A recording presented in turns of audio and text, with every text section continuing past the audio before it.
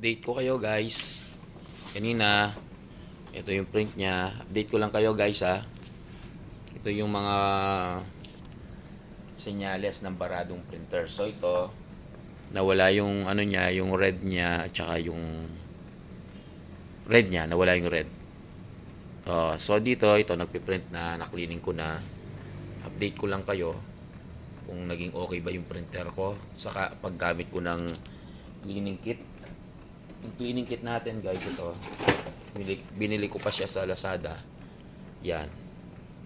And then sa mga Epson lang to ginamitan ko ng syringe na meron siyang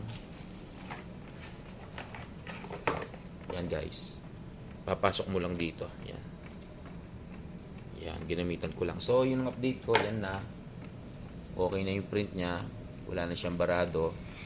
So ito, yan, indikasyon lang na maganda yung cleaning kit na ginamit ko. Basta tama lang yung paggamit nyo. So pag ginamit nyo yung syringe guys, huwag nyo bibiglain. Wari, nilagyan nyo na, kumuha kayo dito, kumuha kayo dyan, sa loob. Siguro hanggang dyan yung nakuha nyo. Pag nilagay nyo dun sa loob, huwag nyo bibiglayin ng ganon. Hindi ganon ang paglalagay. Huwag nyo bibiglayin. So dahan-dahan lang, pakonti-konti lang, ganon. 5 minutes. Tapos ganon, another 5 minutes. Tapos ganon ulit. Parang binababad natin siya sa sa solution hanggang sa mawala yung bara. Yun, another 5 minutes hanggang sa makarating siya dun sa ilalim. So pag nabuo nyo na yung matagal na oras na pagbabad, panigurado matatanggal naman yung plug. Kagaya nito, yan, okay na siya. Just imagine dati ganito siya. Tapos biglang nawala yung ibang kulay. Naging nawala yung yellow tsaka red, naging blue na lang siya.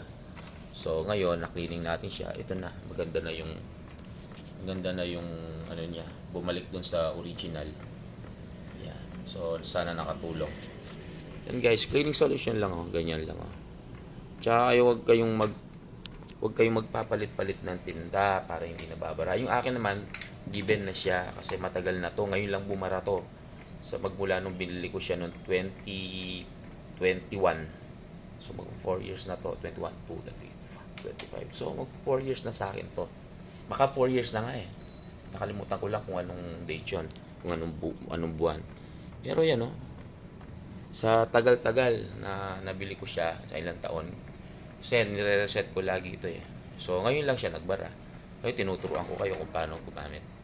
So, cleaning kit lang. Madali lang naman. Basta alam mo lang yan. Doon sa una kong video, tingnan nyo. Gagamitan mo lang ng ganito, syringe tsaka yung may hose. Yun, okay na ito. Yan. Ito na. Tapos ito yung mga nung nagbabara-bara pa siya. Ito, nawala yung red tsaka yung yellow. Dito naman nawala yung dito nawala yung yung tama, red and yellow. Dito naman nawawala yung red. Meron lang siya yellow and blue. Yun. Ayan. Sana nakatulong. Cleaning lang. Huwag nyo munang i-dispose mga printer nyo. May pag-asa pa yan. Yung wala ng pag-asa, yung na-cleaning mo na, ayaw pa rin. Yun. Pwede mo na palitan yung printer nyo, lalo na kung matagal-tagal na. Pero ito, okay pa siya. Ayan, bumalik yung dati, yung original niya. So, yun, update lang to guys. Update lang to. Sana naman mag-subscribe kayo sa channel ko. Marami pa akong tuturo sa inyo. Libre lang. Yan, walang bayad.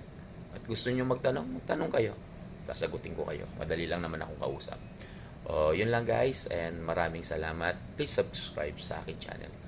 Bye.